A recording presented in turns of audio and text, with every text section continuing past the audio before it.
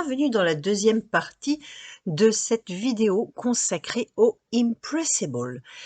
Cette vidéo comportera au total 4 parties, je ne pouvais pas tout résumer en 2 parties.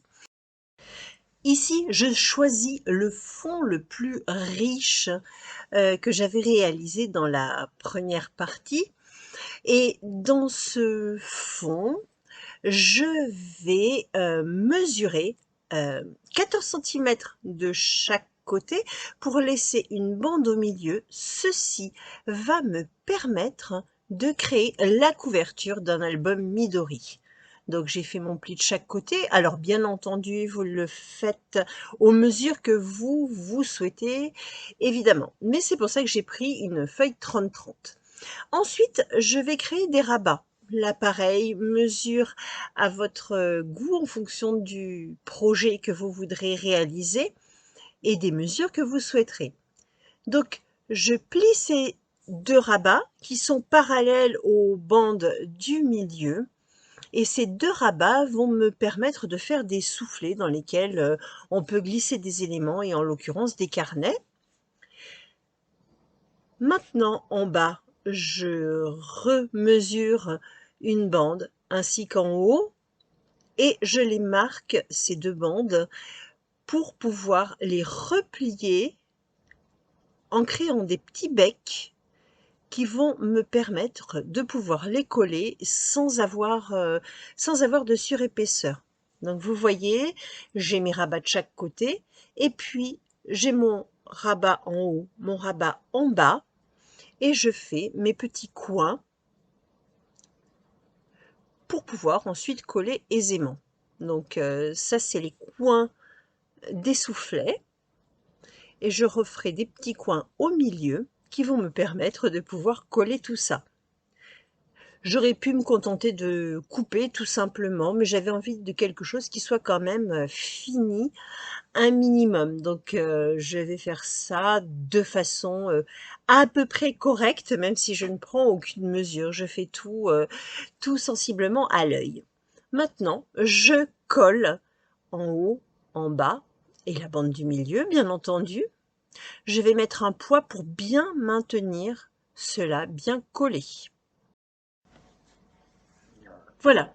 Maintenant, j'utilise du craft gommé. Le craft gommé va avoir l'avantage de bien renforcer le dos de ma couverture, mais de garder la souplesse au pliage. Je mesure l'épaisseur et la hauteur de mes couvertures intérieures pour pouvoir couper 2 bandes qui vont recouvrir tout ceci et avoir quand même quelque chose d'assez propre. Vous retrouverez toutes les mesures dans le descriptif sous cette vidéo.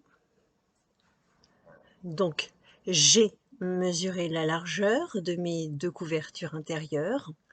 Je coupe la hauteur et je vais maintenant les placer pour vérifier en fait que ça recouvre bien. Pour donner un petit peu de crédibilité à tout ça, je mélange du rose et du blanc pour que mon craft gommé puisse bien se fondre avec mes 2 couvertures intérieures. Bien entendu, le craft gommé ne serait pas très heureux au milieu de ces 2 bandes très vives. J'utilise de l'encre Distress pour ombrer mon contour et pour apporter un petit peu de peps. J'ai essayé avec le Peacock Feather, mais ça n'était pas vraiment à mon goût. Donc je me suis rabattue sur le Mermaid Lagoon. Et je ne fais pas le 4e côté qui, de toute façon, sera caché par mes 2 soufflets. Je colle maintenant mes 2 couvertures intérieures. Et je colle les petits coins de mes soufflets que je maintiens avec une pince pour avoir quand même mon soufflet au complet. Dans une autre des feuilles que j'avais réalisées dans la première partie, je perfore des cercles, des petites bulles que je vais replacer exactement dans la même disposition qu'elles étaient sur le feuillage.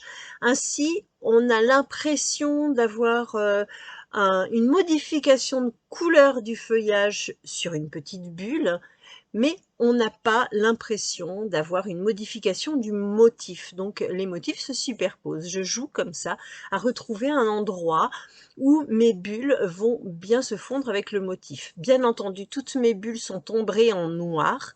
Ça donne un petit effet loupe, comme si j'avais mis un petit globe ou plusieurs petits globes sur ma couverture. J'ajoute une petite étiquette, c'est une pure fantaisie, hein, elle n'a pas de fonction autre qu'être fantaisie. Je la coupe en 3/4, 1/4 et puis le petit quart, je le recolle à côté. J'ajoute des petits tampons d'agrément et puis, à l'aide de bouchons et d'encre de Chine, j'ajoute des petits suppléments de contraste. Le noir contraste particulièrement bien avec les couleurs vives. Idem avec une petite carte, une vieille carte de visite. J'ajoute un papillon, un petit motif papillon de Soraya Hamming pour Carabel Studio.